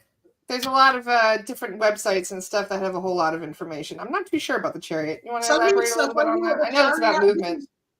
This is saying when you see the chariot in tarot, it means that speedy movement. The chariot, because if you look, the archetypes of the tarot, they are used with ancient things. And when you think of ancient things, a chariot is used to move faster. Like that was the fastest mode of transport back then. So Lisa, this is about movement. This is saying to you, yes, it's saying you are like at a crossroads and it's time for you to make a move. It's time for you to go forward in the direction of your dreams. This is like saying, what do you want? And how are you going to get there? Movement. And I will say, Lisa, remember the universe. You see, when the universe tells you to move and you don't move, it moves you. And when it moves you see, when the universe moves you, that's when a tower moment happens. And you see how far in the depth the tower is. The tower is what? I don't even remember, but it's on the 50. It's somewhere down there. Chariot is 7, I think. Is it 7? Yeah. And the tower is all the way down there. So it's like the universe is saying, hey, start making your plan. So Lisa, if it even means start packing up, start doing what you need to do, because you gotta move. It's gonna be quick. It's gonna happen fast. All right. Do you want to pull another one for some? Just pull another one and see who resonates with it. All right. So who knows who it will be for? We don't have that much time. We've only got another 10 minutes or so. I have to help my mom see that baby horse. I still have some half-off sessions available. So if anyone wants a session with me.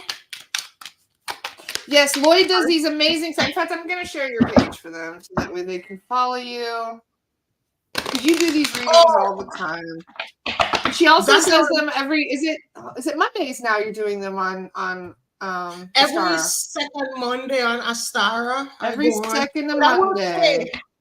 I used to, as I was saying, when I just came on here, I used to love to go on and like do the readings and reply to people. Facebook don't like that.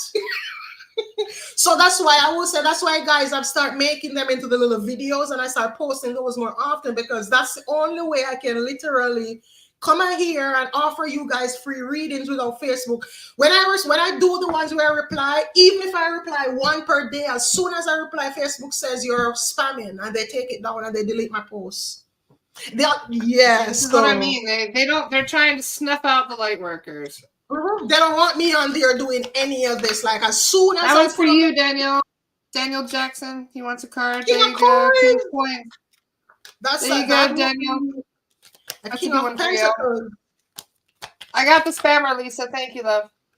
I got him. All right. So let's see what messages we have for the collective. Nothing more is coming out. So we have a few cards here.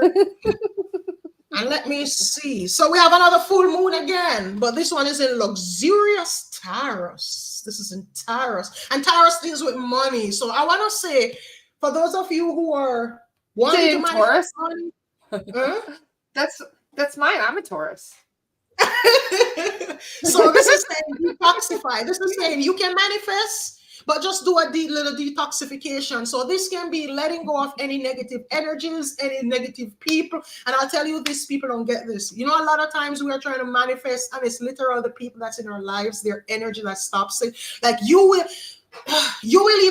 be wanting to manifest something, and it's like you're like, oh my Lord, roadblocks everywhere. You don't realize that it's somebody's energy, somebody in your energy field. Their energy is blocking your mind. And I'll say this too. Sometimes people, even friends or whatever, and they have the spirit of poverty on them, and they get in your energy field. That's why they say, show your friends, the people who you will be around, the energies you'll be around affect you. You can be somebody who used to manifest, who used to do good, and all of a sudden you get either a new friend, a new spouse, and then next thing you know, your life is a dumpster fire. And you can't keep any money. It is because the energy of poverty is on them. And the energy of poverty is affecting you. So I want to say, Aneta, that's my name. Sorry, you guys. It's not my middle name is Aneta. I've never seen, this is the first I'm seeing it. Aneta Creighton. Hey. That's my middle name. So, detoxify. This is a full moon. Full moons are about letting go. What are you hanging on to that's negative that you need to let go? Let it go. And I know that, things that have been in our sphere for a time, sometimes when we need to let them go, it is so hard, but we have to let it go. So now the other card I have for you is, somebody was asking, is this deck, Moonology Manifestation.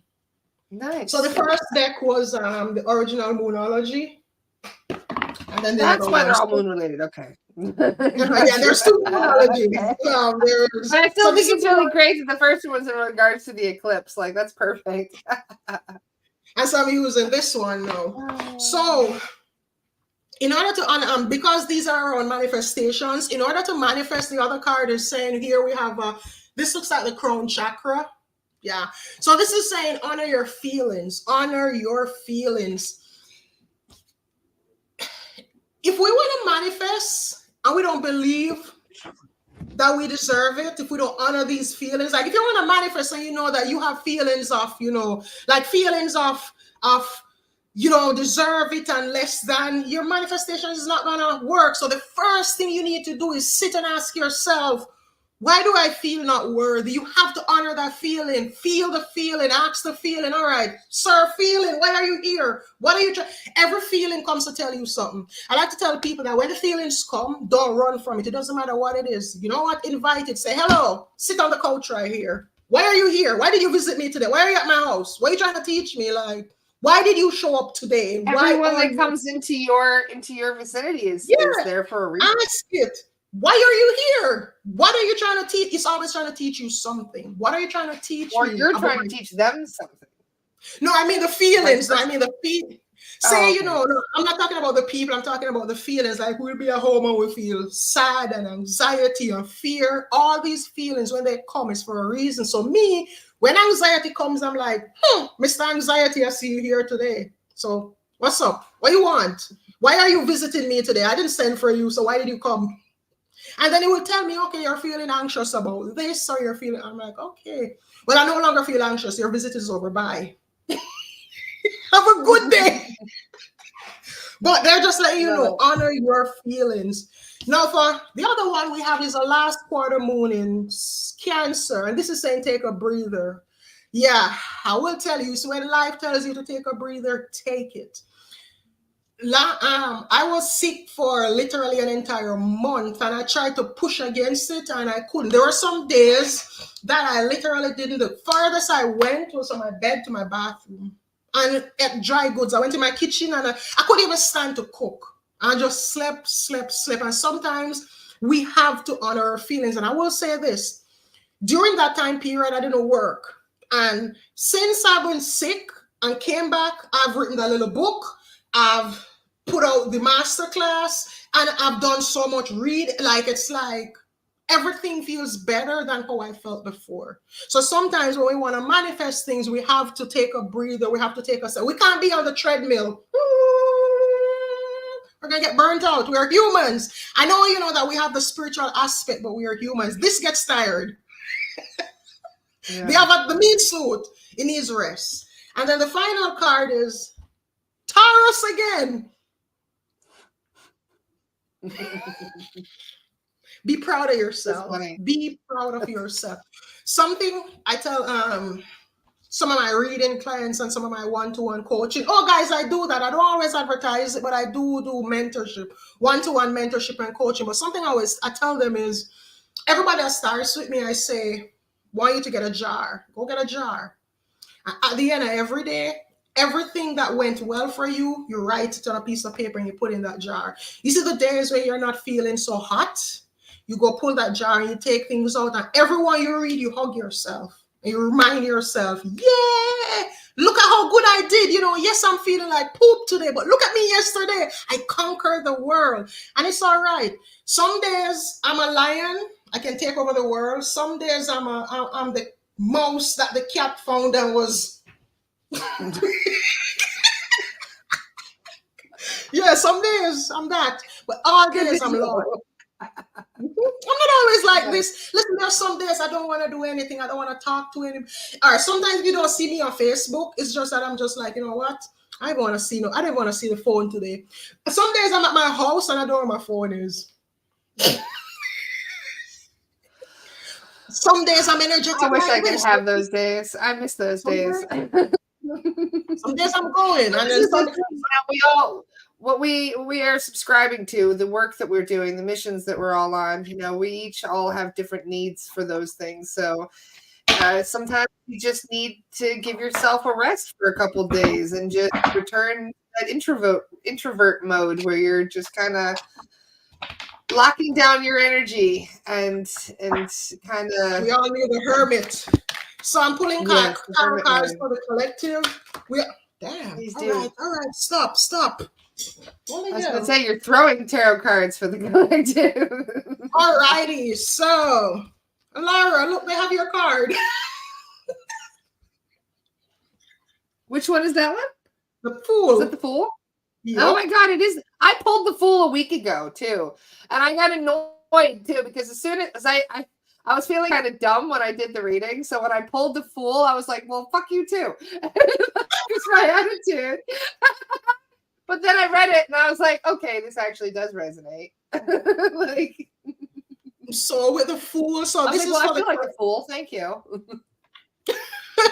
No, it's never that, but it's more the energy of knowing that, you know what, I'm just going to do it. And sometimes in life, you ever been doing something and everyone says, oh, you're a fool to do that. But in your heart, even like me doing this, my family is still saying, you know, you are so educated, you are so smart. When are you going to get back to the real world? You're a fool for doing this. And I'm like, and they can't understand. You know what? I stop having certain conversations with them because I tell them that this is the only time in my life where I get up, and when I get up, I want to work. I want to do what I want to do. Before, I used to scheme. I used to get up in the mornings and I scheme like, how can I call off today? What excuse? I had a book of excuses I'll go through like, okay, so I used that one 2 weeks ago. I can't use that one this And because I knew I was salaried, this is the thing. I knew I was salaried, so I would do it.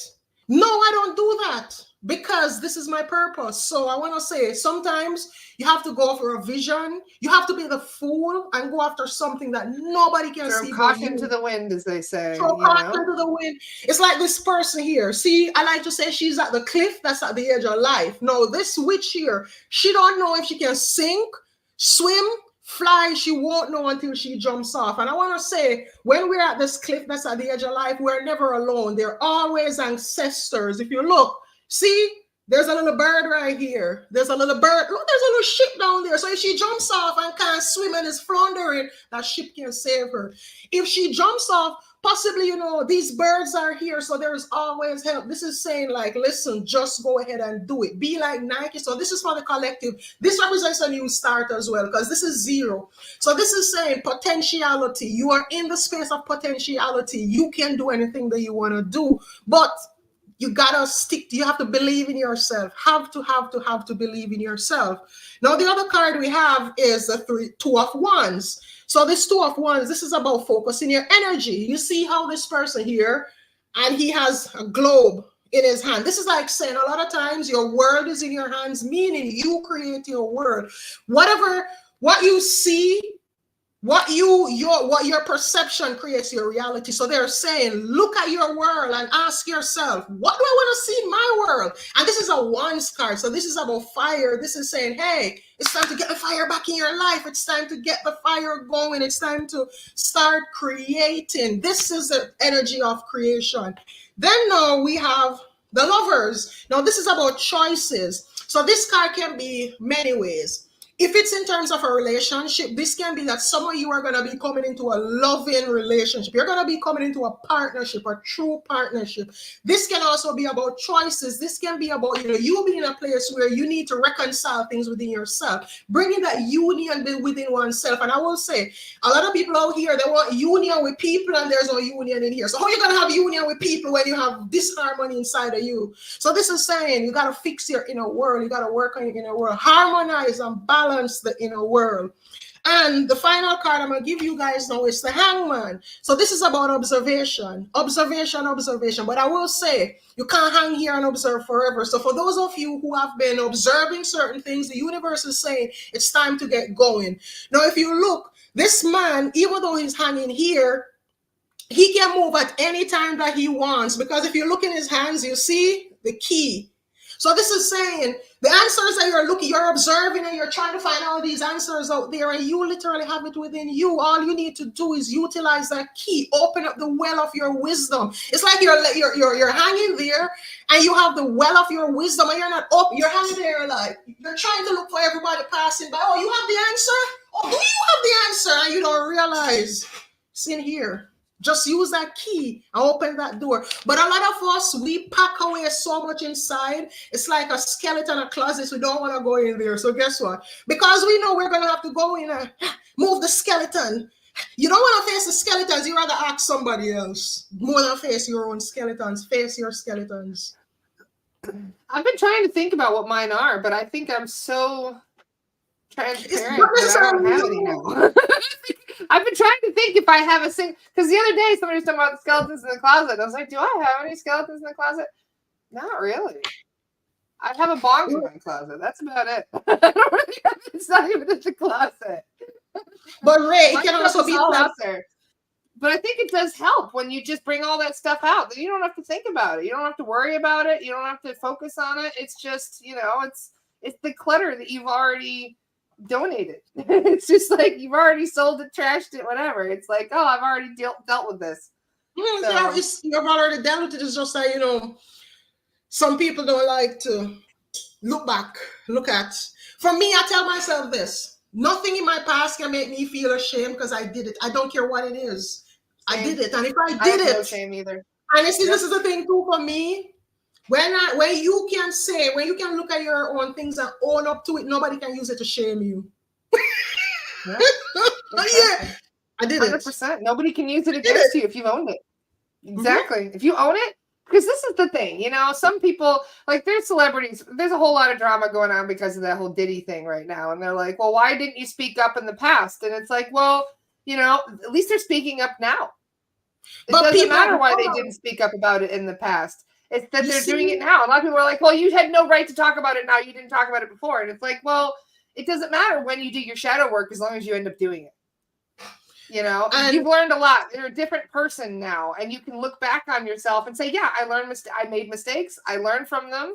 And so even the people that have done horrible shit, as long as they're willing to own up and hold themselves accountable and start putting that energy into a healing space for other people, it doesn't matter what you did in the past. It can be fucking awful. It can be something that's absolutely true. I'm a victim of rape. I've been raped before. And yet I forgave the person that attacked me. And the reason for that is because I have accepted it as part of my learning process, as part of my journey. And I refuse to let any of that stuff hold me back for any reason whatsoever.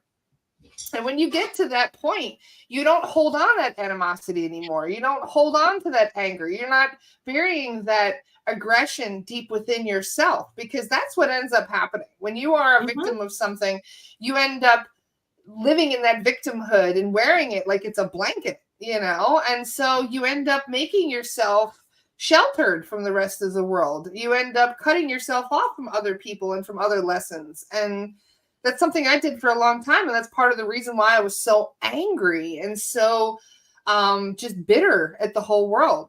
But that's part of moving forward. And every single person, no matter what they did, they have the right to redeem themselves. Absolutely. Absolutely. So, but there's a lot of souls out here too that are part of, this is one of the things I really loved about Dolores Cannon and the level of forgiveness that I got from her, because she explained that even some of the world's worst people are actually really decent souls. They're good souls. It's just that they came down here to play a certain role that they were asked to play, because so many of us learn through adversity and overcoming struggle and just being in the fight itself. And this is what the whole Atlantis thing is actually circling back on about, if you think about, because many of us were fighting in Atlantis and we were fighting against the system that was corrupt. We were basically being treated like cattle. And now here we are in the same situation all over again. And it's been 13,000 years of this. And so it is a period of where we are going back and looking at some of the things that we did in the past and repairing that karma. And I really do believe that that's why so much of this past stuff, especially, I mean, Atlantis was 13,000 years ago, and yet it's as real today as it was back then, because all of it that's still happening in another reality. Whew, sorry guys, I know you saw getting ready for something. I couldn't find this, and this is crazy. So I felt like something wanted to stop me from playing, because so this and this is always together. This is the one for the crystal ball, and this is the one for the other ball. I have both of them together. I took both of them up together, and I see I'm looking around and I couldn't find it. Why was this underneath my chair, under the middle of my chair? And I'm sitting on the chair, and that's why I got up and said, Laura, look at there. You were sitting on the thing you were looking for. But Laura, then I moved it. I moved both of these together when I was moving the crystals, and I know.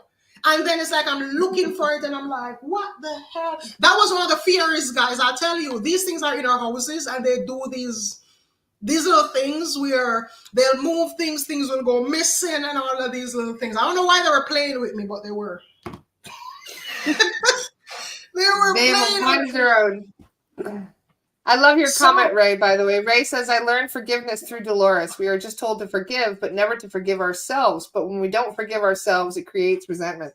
Forgiveness of the self is more important than forgiveness of others sometimes. Yup. Because a lot of times we don't realize that we put ourselves into that situation. And sometimes we even asked for that situation before we were even born. So that way we would have some learning experience to go through it. So yeah, it is one of those things where forgiveness of the self is paramount. Yeah. I learned again this one where you just talked about. There are 2 times in my life where this was brought up to me, but one of the ones I'll talk about is back with the allergy thing. So my guides going through that and trying to work through all of that with them, because I'm always having conversations. And one of the things they said to me when at first when I tried to do the forgiveness thing, it wasn't working the way it should. And they said to me that you have to forgive yourself. And I'm like, huh. And they said, you are blaming the people, but you have to understand that you put yourself in the situation. You decided to literally, you agreed at the higher level to be burnt at the stake. And they said, you have to look at it that, what if I was the person who caused a change in certain people in the crowd? What if I was the person who them see my death? They were like, oh my Lord, we can't do this to people. We have to stop this. And I was like, and they said, yeah, they said, you have to look at it that this what happened. You came in a contract to work to this didn't just happen to you. These people just get up and burn you. Like, you agreed to this on a higher level for the lessons. That's why the soul guides didn't protect you from it, is because it was part of your plan. Yeah. I never lied. Soul guides do protect us from things. They protect you from all the things you didn't plan.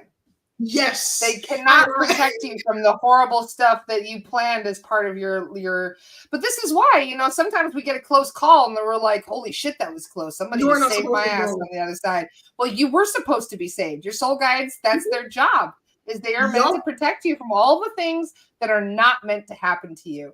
But the things that are meant to happen, they have to stand by and watch. They don't like it, I imagine, but they have to let it happen because it's part of your plan.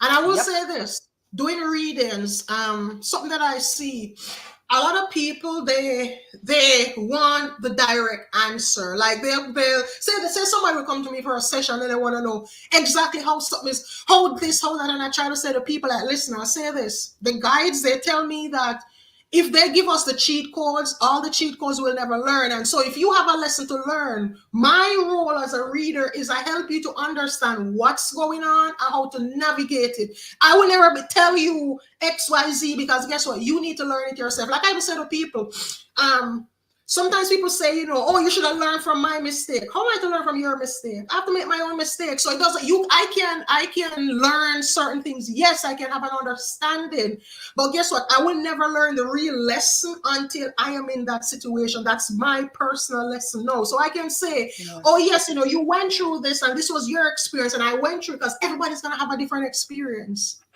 So we have to, this now brings me to when my guys explain what happens before we incarnate on earth. A part of it makes me chuckle. They say that after you transition, and it depends on where you go, when you transition, depending on the life you had on earth, if it was a traumatic life, you have to go to what they call the void. So basically, the void is where nothing happens. It's like, say, R&R. Or some people, you know, they go to like the higher schools if they need to learn, whatever. So they say after that, when it's time to come back to earth, you and the guys decide. So I asked them, why does the guide help me to decide? They say, if you were to decide by yourself, you never learn anything because you would choose only an easy life. And I'm like, and they say, yeah. They say, if the planning guys weren't there with you to help you, you would come to earth and party. Life would just be, you just be down here learning nothing at all. I'm like, okay. Alrighty. Loy, I'm just getting your link, right? Loy.com? www.loyjones.com. So it's www.loyjones.com. I got it. Alrighty. So what I'm going to do, I'm going to close you guys. I was to say, I do have a podcast. I'm going on a podcast with Rachel Chamness in 15 minutes, so I'm going to have to run. For those of you who are already following Rachel Chamness, you can find me on there. I'm going to be doing a podcast with her in about 15 minutes.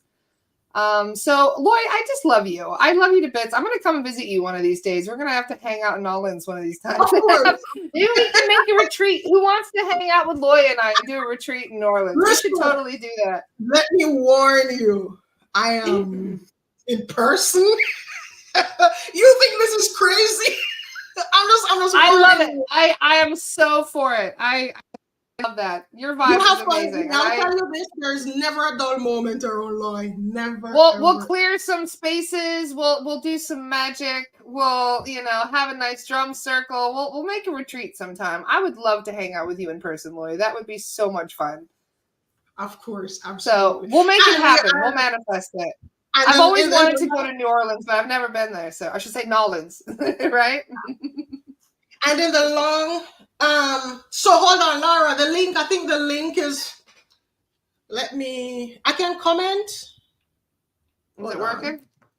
Hold on. Something's going on because I see somebody said they're logging, but they didn't get anything. So let me just find my link real quick. LOY. It's not doing that thing you were talking about, is it? This I'm not sure. No, let me go. That was weird. I typed in. No, it worked for me. That's weird. Hang on. Maybe if I have the HTTP, it'll work better. Yeah. There you go. Let's try that. See if that link works better. Yeah, probably that. Yeah, somebody found it. Thank you. So I'm gonna do a little bit of chakra healing. Laura, for you, I'm gonna focus mainly on your sacral chakra. So what I'll do, I'm gonna play my instruments. This is heart chakra tuned, okay, and this one is for your crown chakra. And when I play, I give the energy to your spirit guides. I literally pass it through me, give it to them, and I tell them to amplify it and apply it to your body. Why I do that is because your guides know your body, I don't. So they know where to apply the healing and what to do with it. I don't. I'm just a human over here. So just close your eyes and receive.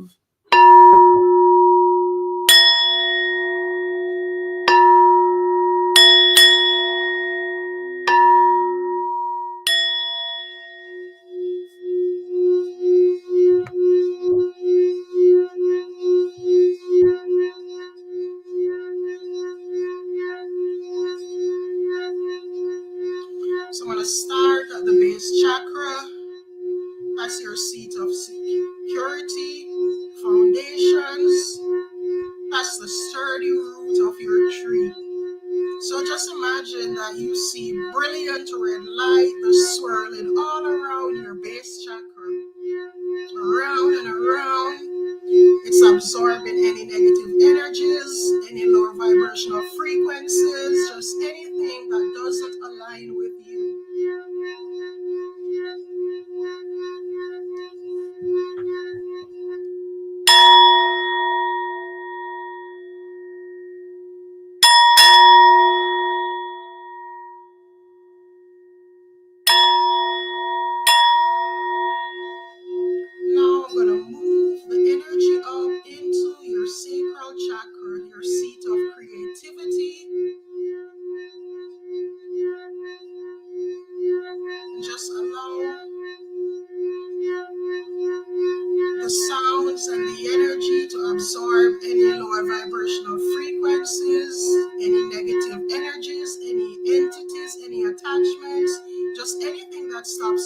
from being your true creative self, we dissolve it into the light.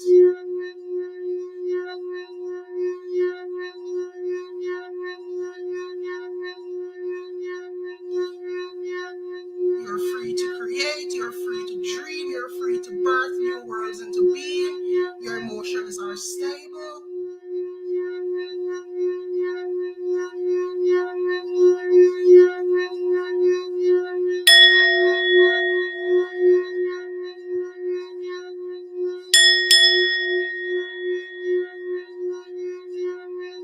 Just spending a little extra time on this chakra because this is where everything that we birth in our life, this is where it comes from. Our dreams, our goals, our babies, our aspirations, everything comes out of the sacral chakra.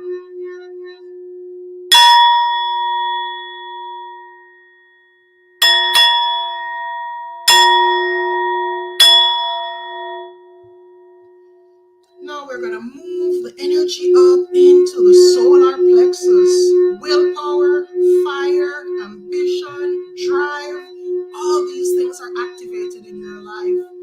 And allow the sounds and the Reiki energy to dissolve and dissipate lower vibrational frequencies, lower vibrational energies, lower vibrational people, anything that stops your brilliant light from shining out, any attachments, any entities, we dissolve them into the light, we release them, and we welcome in the brilliant light of the great central sun. Allow this light to infuse your life in brilliant orange light.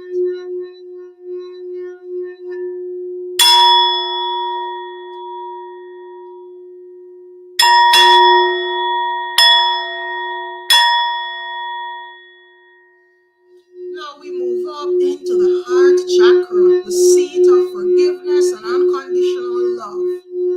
Once more, allow the frequencies and the energies and the healing that's coming from these balls to dissipate, dissolve, release, and heal any low vibrational frequencies, any past hurts, any remnants of past relationships, just anything that stops you from being your true unconditional self, full of unconditional love and acceptance and serenity. We release it and we let it go. We allow the light to dissolve everything. You are free to love unconditionally.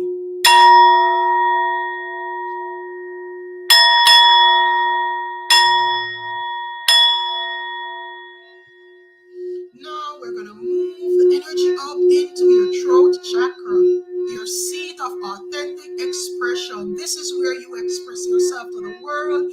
This is where you let your voice be heard. You let yourself be seen. You let yourself be heard. You will not diminish yourself. You will not dim yourself to fit others' perceptions. You will speak the truth. We release and we let go. We dissipate low vibrational frequencies, negative energies, attachments, entities, anything that stops your true authenticity from shining out, we release it into the light. See a brilliant column of blue light shining straight through your throat chakra. It's energized, it's revitalized. You are free to speak your truth.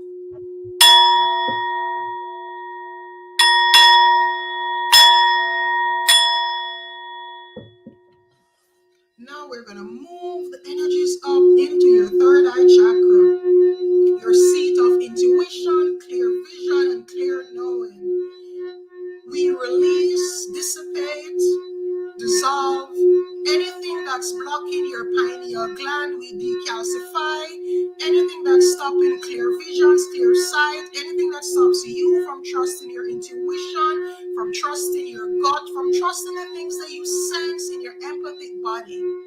We release it into the light.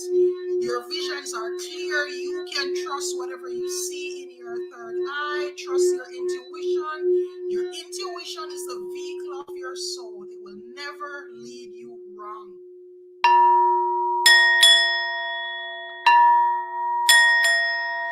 Now we're going to bring the energies up and anchor into the crown chakra. Now this is your connection to source, the highest physical point on your body where you are connected to the source of all source. We release, we dissipate, we dissolve any lower vibrational frequencies, any lower vibrational energies, anything that keeps you dogmatic, anything that keeps you small-minded, anything that stops the expansion of consciousness, anything that stops source light from connecting directly with you, we release it and we let it go. See your crown chakra being opened like a 1,000-petal lotus. And each lotus, each flower, each petal is a connection to source. Your crown chakra has been released, it has been opened, it has been activated, it's revitalized, and your connection to source is stronger than it ever was.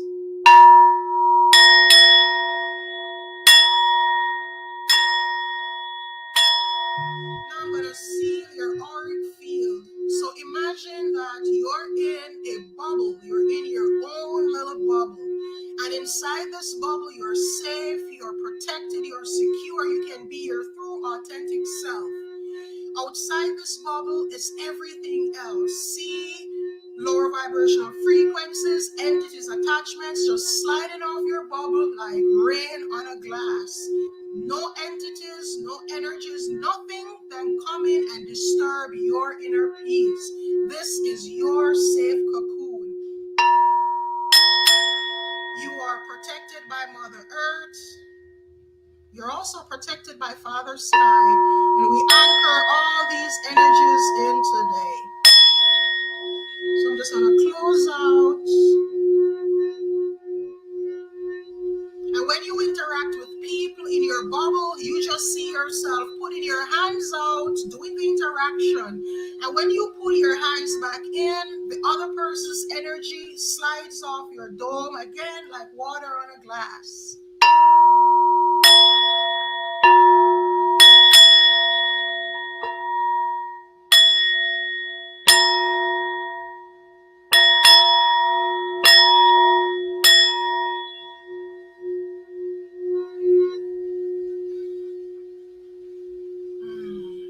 I hope you all enjoyed that.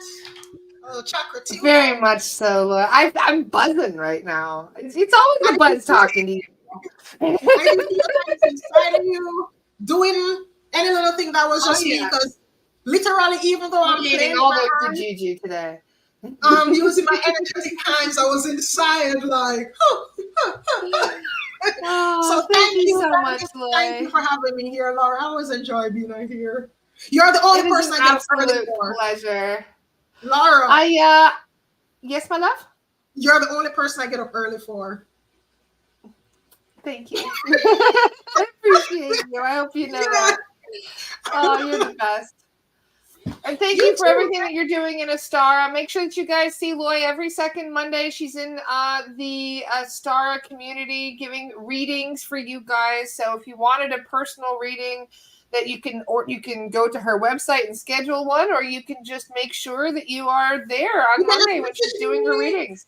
Just message me. Yes. I'm very reasonable. I put it this way. Even if you message me, all right, I typically have a set rate, but I will say this, I don't turn away people. If you message me and you're genuine and you want the help, I only listen, I read energy. So put it this way, if you come in my inbox to manipulate me, it won't work. People always forget. There you go. Who I am. Well, thank you, Loy. I really appreciate that. You're genuine, I'll help you. All righty. Thank you all. I'm gonna go have breakfast. Make sure that you guys check out Loy in 2 Mondays from next Monday. Yeah, not next Monday. Yeah, next Monday. Another Monday. Next and Monday. also we have Tracy Trimble. Tracy Trimble will be on the in a star today at 1:30 p.m. She'll be doing a free channeling, a live stream.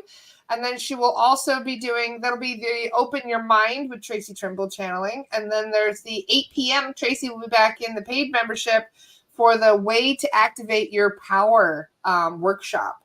So she does amazing work when it comes to opening your spiritual gifts. So put that in your schedule, set your alarms, whatever you got to do. You don't want to miss that, you guys. And I will see you over. If some of you guys want to join me, I'll be going over to Rachel Chamness just now. I'm doing another podcast with her in literally 1 minute. So I love you guys. I'll see you over on Rachel Chamness's page just now if you guys are still sticking around. I'm gonna go hop on over there right now. Love you guys. I'll see you soon. Love you, Laura.